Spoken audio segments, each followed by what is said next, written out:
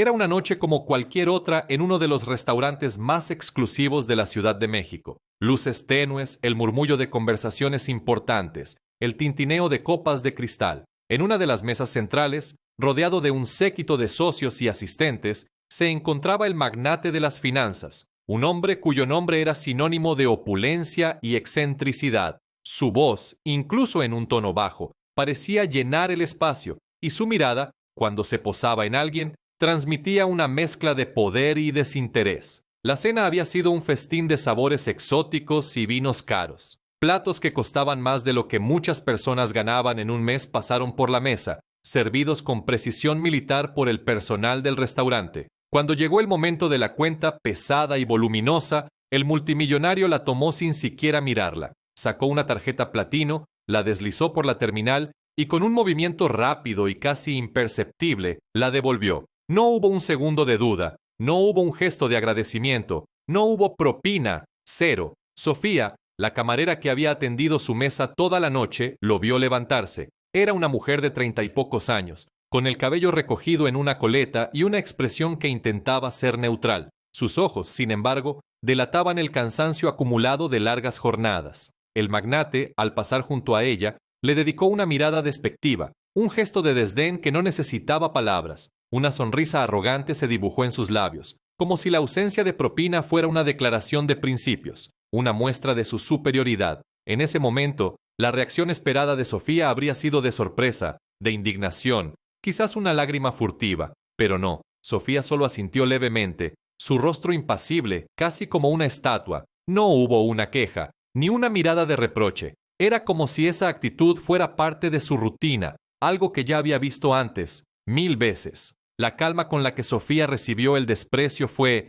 en sí misma, sorprendente. Uno de los comensales, un socio del magnate que había estado observando toda la escena con creciente incomodidad, pareció notarlo. Su ceño se frunció ligeramente, como si algo más grande, algo apenas perceptible, estuviera en juego. Era un hombre de negocios, acostumbrado a leer entre líneas, y la inusual pasividad de Sofía le decía que algo no encajaba. A veces, el mayor desprecio es solo el preludio de la más dulce venganza. El magnate y su séquito se marcharon, dejando un rastro de perfumes caros y un silencio incómodo. La mesa quedó vacía, con los restos de una opulencia fugaz, pero la cuenta, inexplicablemente, no se fue con ellos. Quedó abierta sobre la mesa, con algo más que solo la ausencia de propina. Un pequeño objeto, casi invisible, yacía bajo el portacuentas de cuero. Un detalle que Sofía notó solo después de que el último de los hombres de negocios se hubo ido. Antes de continuar,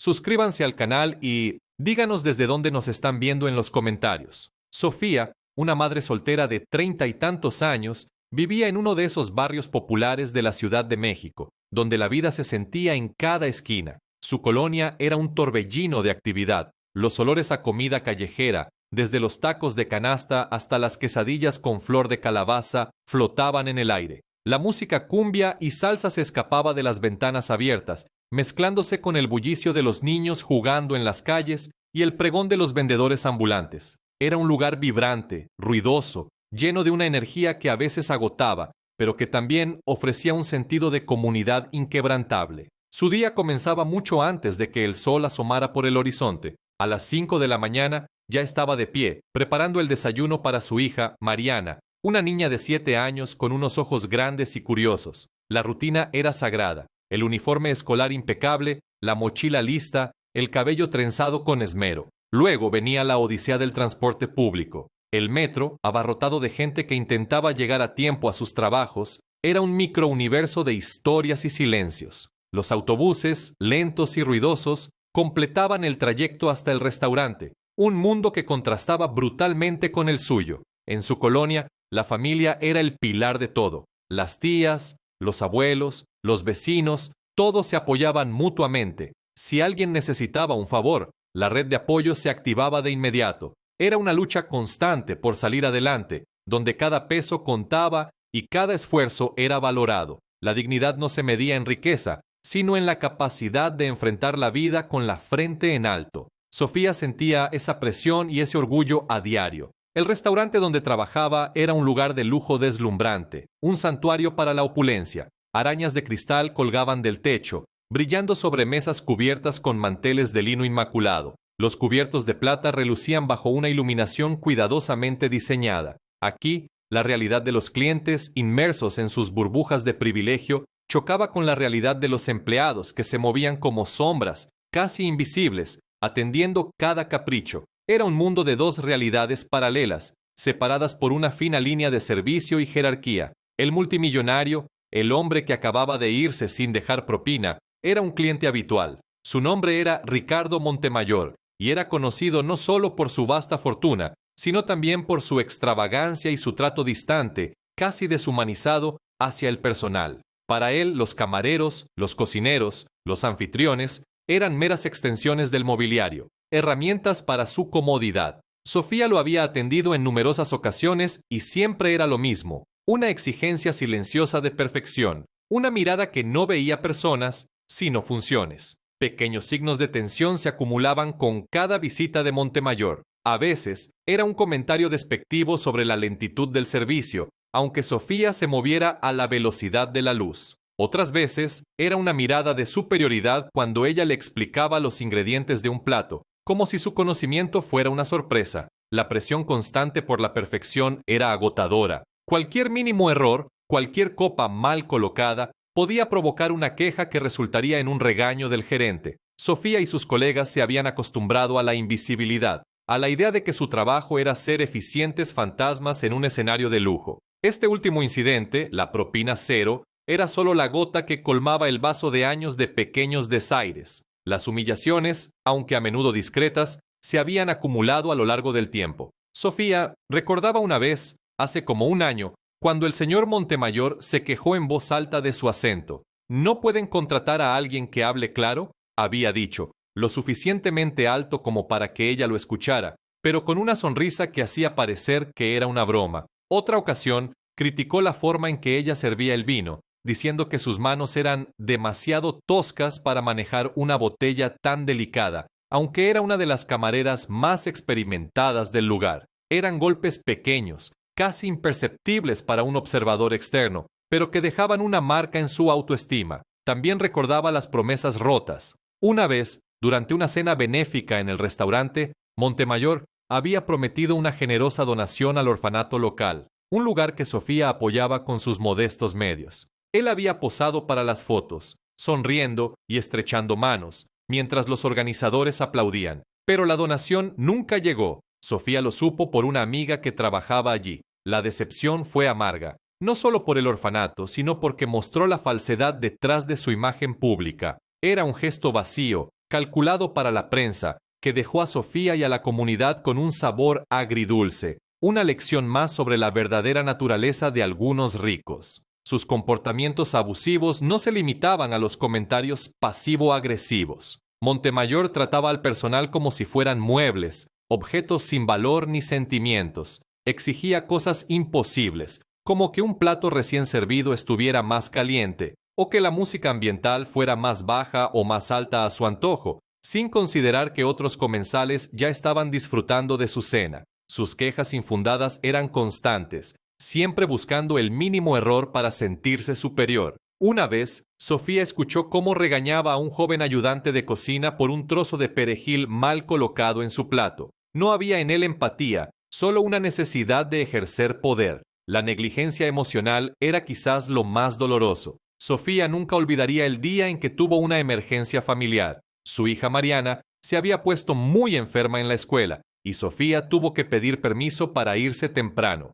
El gerente lo entendió, pero Montemayor, que estaba cenando esa noche, la detuvo antes de que pudiera salir. ¿Vas a dejarme sin mi postre, Sofía?, le preguntó con un tono de fastidio. Ella, con la voz temblorosa, le explicó la situación de su hija. Él solo hizo un gesto de desinterés y dijo, «Bueno, asegúrate de que alguien me atienda bien. No quiero que mi noche se arruine». La indiferencia del magnate ante su angustia fue un puñal. Él solo se preocupaba por su comodidad, por su servicio impecable, sin importar la humanidad de quienes lo atendían. La acumulación de estos pequeños y grandes agravios había erosionado la moral de Sofía. Cada humillación, cada promesa rota, cada muestra de desprecio se sumaba a una carga pesada. Se sentía cada vez más invisible, más desvalorizada. Su esfuerzo, su dedicación, Su profesionalismo parecía no importar en absoluto. Era una rueda sin fin de servicio y desprecio, donde su dignidad se iba perdiendo poco a poco.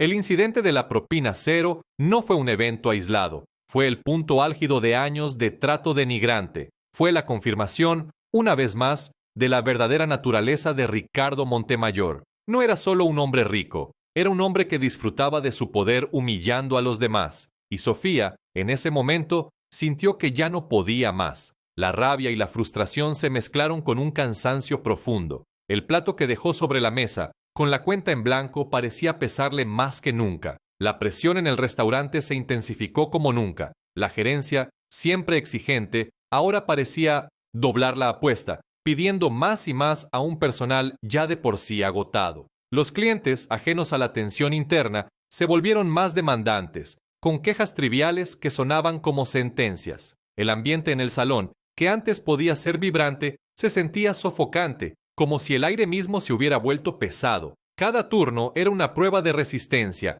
una batalla silenciosa contra el cansancio y la frustración. Una tarde, mientras limpiaban las mesas después de un servicio especialmente caótico, Sofía y su colega, Miguel, se desahogaron. Miguel, un hombre de mediana edad con canas prematuras, que había trabajado en la industria toda su vida, suspiró. «Esto no puede seguir así, Sofía. Nos exprimen hasta la última gota y apenas nos alcanza para vivir». Sofía asintió, secando una copa con furia contenida. «Lo sé, Miguel. A veces siento que estamos atrapados en un círculo vicioso. Trabajamos más para ganar lo mismo y las exigencias solo crecen». Hablaron de las injusticias laborales, de cómo los dueños del restaurante se enriquecían mientras ellos luchaban por pagar el alquiler. La frustración compartida era un consuelo, pero también un recordatorio doloroso de su impotencia. No podían simplemente dejar sus trabajos. Las opciones eran pocas y la necesidad mucha. Las presiones familiares se sumaban a la carga.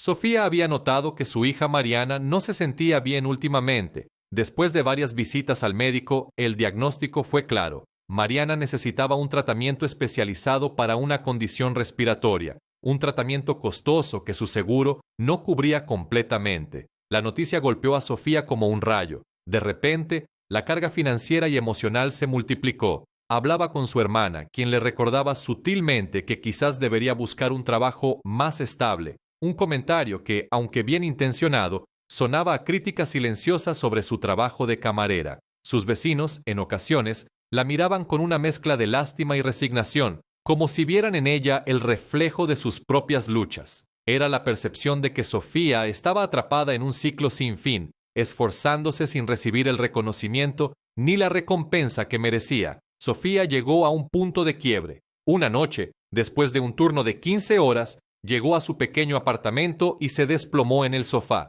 Se sentía agotada, no solo físicamente, sino en cada fibra de su ser. El desánimo era un manto pesado que la cubría. Se preguntó si todo su esfuerzo realmente valía la pena. ¿De qué servía trabajar tan duro si las deudas seguían acumulándose, si su hija estaba enferma y si la dignidad de su trabajo era constantemente pisoteada? Las lágrimas, que había contenido durante tanto tiempo, finalmente cayeron, silenciosas, mezclándose con la lluvia que golpeaba la ventana. Fuera, el ambiente parecía reflejar su estado de ánimo. Una lluvia torrencial había comenzado al anochecer, inundando las calles de la Ciudad de México. El tráfico, ya caótico de por sí, se volvía una pesadilla ruidosa y constante, con el sonido de los claxones y el chapoteo de los neumáticos en los charcos. Desde su ventana, Sofía veía los grafitis en las paredes del edificio de enfrente, dibujos y frases que a menudo reflejaban la desesperanza y la lucha diaria de la gente.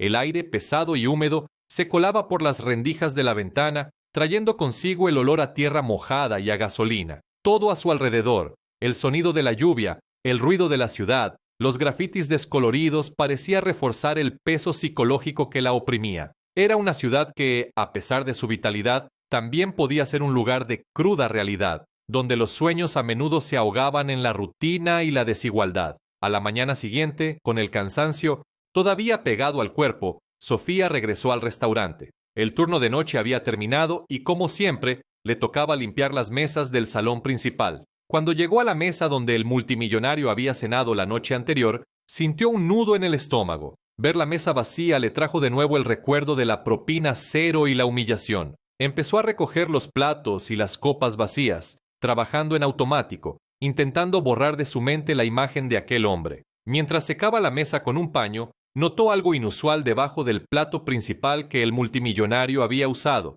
No era un paño sucio ni un resto de comida, era un sobre pequeño, de papel grueso y discreto, que parecía haber sido deslizado con intención. Sofía, con cautela, lo tomó. Su corazón empezó a latir un poco más rápido. Pensó que tal vez el hombre se había arrepentido y había dejado la propina de esa forma, aunque le parecía un método muy extraño. Abrió el sobre. Dentro no había billetes, solo una nota doblada, escrita a mano, y algo más pequeño y duro. Sofía desdobló la nota. La letra era cuidada, elegante. Decía: «Señorita Sofía, sé que anoche fue testigo de una humillación. No es la primera vez que veo a este hombre actuar así. Estoy cansado de su arrogancia y de sus manejos. Lo que tiene en este sobre es una pequeña parte de la verdad que esconde. Él está involucrado en un esquema masivo de evasión fiscal y lavado de dinero. Su imperio está construido sobre mentiras y la explotación de muchos. Adjunto una USB con pruebas irrefutables. Contacte a la periodista de investigación Laura Mendoza. Su número está en la tarjeta. Ella sabrá qué hacer. Haga justicia. El socio cansado». Sofía leyó la nota 2 veces, sus ojos recorriendo cada palabra. La incredulidad se mezcló con una punzada de miedo y una chispa de algo más, algo parecido a la esperanza. El pequeño objeto duro dentro del sobre era, en efecto, una memoria USB, y junto a ella, una pequeña tarjeta de presentación con el nombre y el número de teléfono de Laura Mendoza, el socio del magnate. El hombre que había observado la escena con incomodidad anoche había decidido actuar. Había usado a Sofía como un mensajero, un canal improbable para exponer la verdad. La humillación que sintió Sofía la noche anterior ahora se transformaba en una herramienta poderosa. La propina cero, ese gesto de desprecio, se convertía en el catalizador de una oportunidad inesperada, tal vez una nueva vida. Sofía guardó el sobre y la USB en el bolsillo de su delantal, con la mano temblorosa. Sabía que esto era algo grande, mucho más grande que el restaurante, mucho más grande que ella. La idea de enfrentarse a un hombre tan poderoso la asustaba, pero la rabia acumulada por años de humillaciones, la preocupación por la salud de su hija y el cansancio de la rutina le dieron una fuerza que no sabía que tenía. La injusticia tenía un rostro, y ahora ella tenía las herramientas para desenmascararlo. La decisión no fue fácil. Implicaba riesgos, un paso hacia lo desconocido, pero la oportunidad de hacer justicia era demasiado grande para ignorarla. Sofía miró la USB en su mano. La humillación inicial se había transformado en una herramienta. La propina cero se convirtió en el catalizador de una nueva vida. Sofía contactó a Laura Mendoza esa misma tarde, desde un teléfono público, sintiendo un nudo en el estómago. La periodista al principio sonó escéptica, como si estuviera acostumbrada a llamadas de gente que creía tener la primicia del siglo. Sofía le explicó lo que tenía, la forma en que lo obtuvo, y la mención del nombre del multimillonario hizo que Laura cambiara su tono. Arreglaron un encuentro discreto en un café alejado, lejos del bullicio del centro. Cuando Laura vio la USB y leyó la nota, sus ojos se abrieron con asombro. La frialdad profesional se desvaneció, dando paso a una emoción contenida. Había oro en esa pequeña memoria USB. En casa, su hija, al enterarse de lo que Sofía planeaba hacer, se mostró preocupada. «¿No es peligroso, mami?», preguntó con voz temblorosa. Sofía la abrazó fuerte. «A veces, hija, hay cosas más importantes que el miedo. Esto podría ayudar a mucha gente». Pero también había orgullo en los ojos de su pequeña, un brillo que le decía a Sofía que estaba haciendo lo correcto. En el restaurante, la reacción de sus colegas fue dividida. Algunos, los más jóvenes y los que habían sufrido más abusos, la apoyaron con miradas cómplices y susurros de ánimo. Otros, los más viejos y resignados,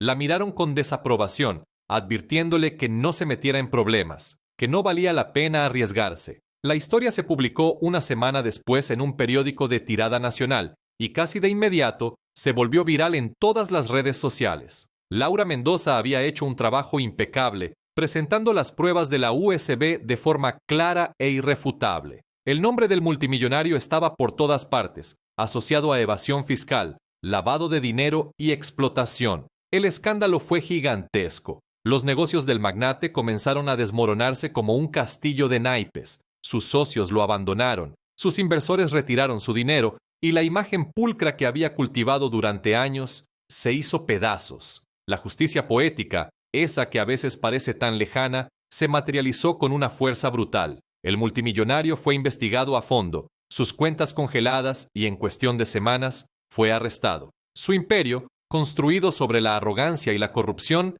se desplomó, perdió su estatus, su reputación, su libertad. Sofía no sintió una alegría vengativa, sino una profunda satisfacción. No era venganza lo que buscaba, sino justicia. El dinero incautado al multimillonario, una cantidad astronómica, fue destinado a programas sociales. Una parte significativa se entregó al orfanato local, el mismo al que el magnate había prometido una donación que nunca cumplió. Ahora, ese orfanato tendría los recursos para ofrecer un futuro digno a muchos niños. Para Sofía, este giro inesperado abrió las puertas a una nueva vida. Con el apoyo de Laura Mendoza, quien se convirtió en una amiga y mentora, consiguió un trabajo mejor, con un horario que le permitía pasar más tiempo con su hija. El tratamiento médico de su pequeña ya no era una preocupación financiera. Sofía se convirtió en una voz, una inspiración para aquellos que se sentían invisibles, demostrando que incluso la persona más humilde puede cambiar el curso de la historia. La historia de Sofía es un recordatorio poderoso de que la verdadera riqueza no reside en las cuentas bancarias, sino en la integridad, la resiliencia y la inquebrantable capacidad de luchar por lo que es justo. Su mirada al futuro ahora estaba llena de esperanza, construyendo un legado de dignidad, no de ostentación. La justicia, aunque a veces tarda, siempre llega. Da